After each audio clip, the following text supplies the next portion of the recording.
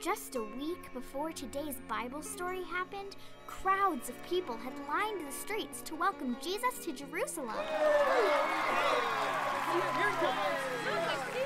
They called him their king and shouted, "Hosanna, Hosanna!"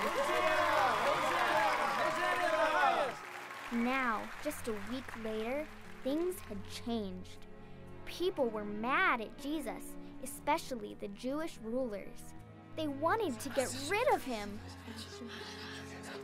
Jesus knew what was happening, so he went to a garden to pray. He took a few friends with him and asked them to pray too, but instead they fell asleep. Jesus knew that God had sent him to take the sins of all people onto himself. He prayed hard, asking God if there was any other way.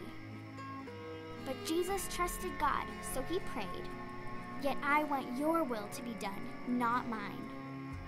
Then, just like Jesus knew was going to happen, soldiers came and arrested him. There he is! Arrest him!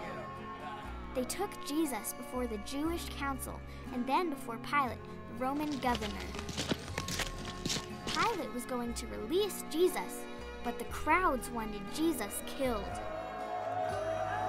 The same people who just a week before had shouted, "Hosanna, Hosanna," were now shouting, "Crucify him, crucify him." So Pilate sentenced Jesus to die, even though he had never done anything wrong. They nailed his hands and feet to a wooden cross. Jesus hung on the cross in pain for hours.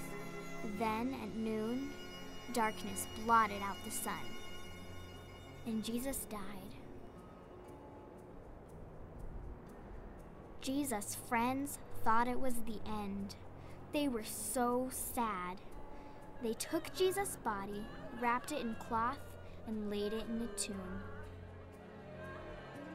3 days later, some women went to the tomb to put spices on Jesus' body.